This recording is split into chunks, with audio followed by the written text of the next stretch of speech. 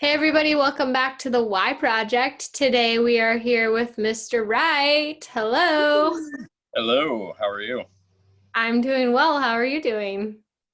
Doing well. I'm hiding in a chicken coop because my kids seem to sabotage me and practice jujitsu whenever I'm in a Zoom meeting. So my 4-year-old's rear naked choke is black belt level right now.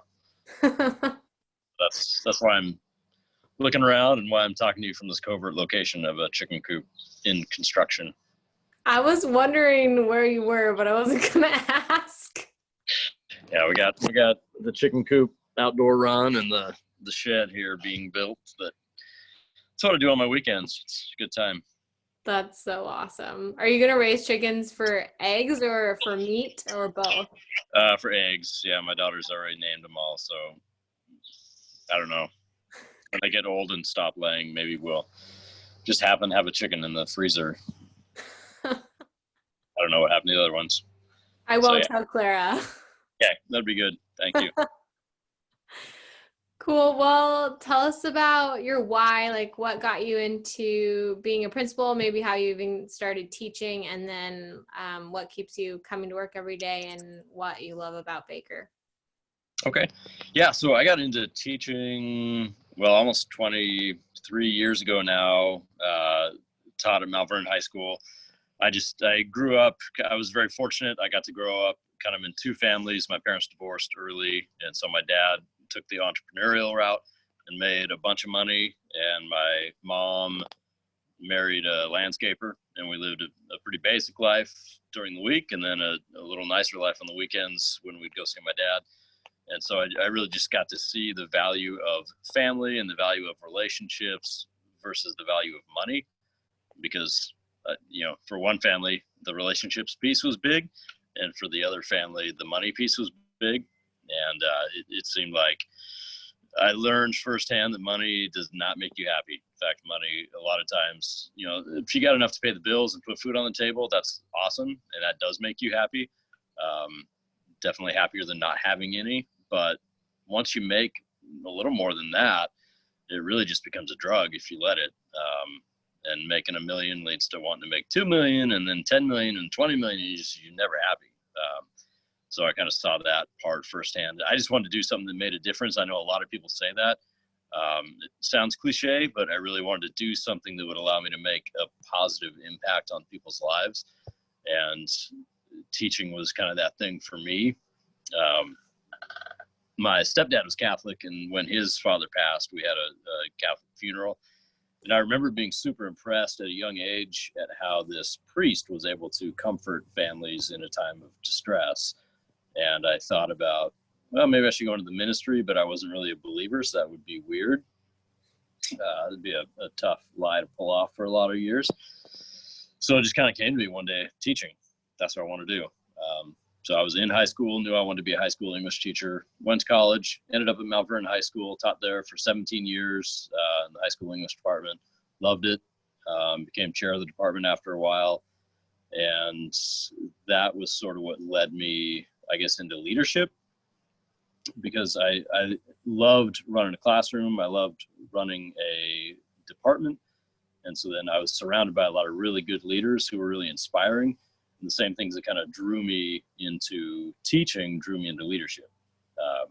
I remember I used to teach a Vietnam era novel in one of my 11th grade English classes. And I had a buddy, he was a special education teacher and a Vietnam vet. And he came in and he would tell the kids kind of about his experience as a way to sort of pique their interest and get them excited about the book and maybe give them some insight into this guy that they maybe didn't know. And he had a really interesting perspective as a 50-something-year-old at the time, and I was 20-something. He said, you spend most of your life looking forward to 16 and looking forward to 18 and looking forward to 21 and looking forward to getting married someday and looking forward to having kids someday. It's like at some point you reach a place where you start looking back and you really want to have something good to look back on. He was a machine gunner in riverboats in Vietnam, and he had talked about some of the stuff he had to do there, he didn't enjoy. And so that's what drove him into education, because he wanted to be able to look back maybe on a life with a little more balance, some of the positive and negative. And so I just knew that eventually we're all going to die. And when I'm lying on my deathbed, I wanted to look back at something that was worthwhile.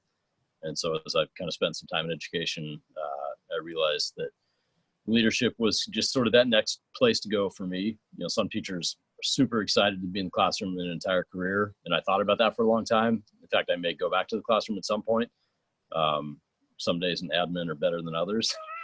Some days really make me miss the classroom, but for right now, I like leading a building, and I'm very fortunate at the junior high because I've just got a absolute professional level teaching ensemble. And so those folks love to get after it. And when you're working with people like that, it's easy to be a leader because you're just surrounded by this great energy, and really all they need is someone to direct a little bit and really just support them and helping them do these awesome things for kids that they want to do. So that's sort of what led me to get into leadership. Was I had some inspiring leaders. I wanted to do that next level in education. And then I ended up at Baker, just surrounded by awesome people. So, I know part of the question is why Baker? I looked around at various districts when I was an English teacher and finishing up my admin program. And I always wanted to teach in Baker. I never thought I'd be an administrator there. But way back when I first graduated, I substitute taught for a couple of months before getting hired on. And I remember I subbed out at Baker for 2 days. In fact, I subbed for Miss Pitts, and I subbed in a PE class. No offense to whoever the PE teacher was at the time. I don't recall much about that class. But I remember being in Miss Pitts' class all day thinking, oh my gosh, these kids are frighteningly polite and nice. Like, I wonder, do they beat them here? Like, what's going on? It's weird. It just turns out that's kind of Baker, right? I mean, we've got a really great group of families, of kids. The school is kind of the center of a lot of the community, and it's small, right? We know each other, and we know from life in general, it's easy to be mean to someone you don't know. It's kind of harder to be mean to someone you know. And at Baker, because we're small, because we're a tight community, that drew me in right away. The natural beauty, I'm not going to lie, that's another thing. My wife and kids and I were walking around campus yesterday just to get some exercise, and just looking at the clouds in the sky and the mountains. I mean, you'd be hard pressed to find a more gorgeous campus anywhere in the world. So you combine all those things. And then finally, the thing for me is I've always been a big champion of the underdog. And at Baker, of course, we have a high poverty level. We have families who struggle with issues around mental health or substance abuse or just general poverty. And I'd much rather work in a system like that, where the work we're doing may save kids. It may give them, it'll give them a better life, right? To me, that's way more exciting than working on, say, a Mercer Island. And I'm going to stereotype, I'm going to generalize. But a lot of those kids come from pretty darn wealthy families. And so whether I'm in the classroom, someone else is in the classroom, those kids are probably going to be fine. But at a place like Baker, I think we have some kids who really need people who are dedicated to them. And so just you wrap all that stuff up, and that's why I chose Baker, and that's why I've stayed there. I mean, admin, it's pretty common to move around every 5 to 6, 7 years. And I'm ending year 6 now, and I've got no desire to leave. There are some folks who would like me to leave, but I've got no desire. I love it at Baker, and I really don't want to go anytime soon. So we don't want you to go either. So don't leave. Going back to what you talked about looking back on your days, that reminds me of like how important it is to be present in the moment. And yeah, I think it's so important, especially right now, as we're kind of like living this uncertain life, of just like living each day and being present in the moment and thinking about like, how can we make this day one that we would be proud of, or one that we could look back on and remember. If we can just do that day by day by day, we'll eventually look back and be like, wow, we lived a good life. Right. Absolutely. Yeah, that's a good reminder. Yeah, absolutely. Life is very, very short, and you got to do it. You have to spend each of those days doing something you love. And for some folks, I mean, I taught for a year, and then I was in a bad situation, bad relationship, everything. I ended up going down to California for a year. I was a heavy equipment operator. I worked on cars and just got a variety of things. It was a small rural area, kind of like the Baker District. And for a lot of folks, that work is awesome. And it was fun for me, but it wasn't fulfilling. And that was the thing that I knew for me personally. Yeah, I love that work. Man, some of the tractors I got to drive were awesome. And some of the cars I got to work on were super fun. I just knew that when I was 50, I didn't know that that would fulfill me in the same way. And I still had a couple kids who were former students emailing me saying, "Hey, Mr. Wright, when are you going to come back to the classroom? We miss you." And that brought a level of fulfillment that driving tractors just didn't for me.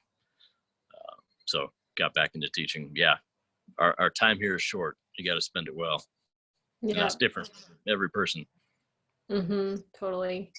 Well, what is a word of encouragement or maybe a challenge that you have for our viewers during this time? So I know myself personally, I mean, this was the part of the question I really struggled with, because the teaching piece was easy, but a challenge, like go learn something new. Yes, you should do that every day. Try to better yourself. Yeah, absolutely. You should do that every day. So I kind of struggled to think of something that someone else hadn't said. And then it dawned on me that going into leadership, I was introduced to a gentleman by the name of Jocko Willink. Never met the gentleman in person. He's written several leadership books that I highly recommend to anyone. I don't care what your job is. I don't care if you're the lowest person in the hierarchy of your business or if you're at the top. But his first book, Extreme Ownership, to this day resonates with me. And I read that, I don't know, 3 or 4 years ago. But just the idea that no matter what your role, own what it is that you're doing and own the things that you can change. And the reason I would say my dare to folks would be take that ownership of your life, because right now we're in a situation that no one has ever been faced with before. Like I tell my own children, and I told students kind of before the shutdown, we're living in history right now. I mean, people will read about this time 100 years from now, no doubt. And it's easy with a global pandemic and with government agencies making decisions that affect our lives. It's easy to feel like, well, I can't do anything about this. I guess I just have to suffer through. But that's not true. I mean, you can own your situation right now and do something positive with that. For me as an educator, I've been learning a lot of things. A lot of it's tech, but a lot of it's how do you work with that team? How do you keep that team strong when you can't see each other day to day? So that piece of ownership as a father, trying to take these opportunities I've got. We can't go anywhere. So we have a bunch of garden beds now. We're going to have chickens. I mean, just trying to expose my kids to things, skills and knowledge that they'll need later in life. Rather than just letting life happen to you, how do you take ownership of whatever it is that you can take ownership of? Because as a leader, I make mistakes all the time and I have to own those. But as a leader, some of my employees make mistakes and I have to own those too. Because I'm the leader. So the buck stops with me. And so, but that's easy for someone in a leadership position to say, if I were a classroom teacher, I own that classroom. And so if I got a bunch of crazy, nutty kids, well, what can I do? What do I need to bone up on to make myself a better teacher, to better engage those kids? And as someone who's stuck in a pandemic, okay, that's true. I'm here at my house. I can't go a lot of places, but what can I do here? How can I take ownership of this situation to make it the best it can possibly be? So that's what I guess I would just challenge folks to push off that notion of, man, I'm stuck in this pandemic and these terrible things are happening to me. What are you going to own today, and how are you going to change that situation to make it the best you can possibly make it? Not only for you, but for the people in your life. Yeah. So that's my challenge. Preach. That's awesome. That's super good. Yeah, we have to own it. It's like, it ties back to like being present, which we were talking about earlier. Like you are present and then you're more likely to own your thing, what you're doing and take pride in that, I think. So totally. That's Which cool. is what I respect about you so much, because I think you're super present. You and your husband, Paul, I mean, you guys own, I'm always impressed by the work you guys are doing with not only just your classroom, but your connections with kids, just your personal lives. Obviously, I know you guys off campus too. You guys own everything, and in a good way, in a positive way. And so it's cool to see. Thank you. Yeah, We do our best. We don't get it right all the time, but we try. Right. And that's what matters. Yeah. So. Well, I'm really glad that you're at Mount Baker, and I've learned a ton from you. And I miss you being an administrator at the high school, but we're happy to share you with the junior high, and it was really cool to hear your story. So thanks for being here. I appreciate that. Yeah, I miss you guys too, and I'll keep trying to bomb your faculty meetings with my presence from time to time. Do it. All right. All right. Thanks Thank again. you. Yeah. Bye-bye. Bye.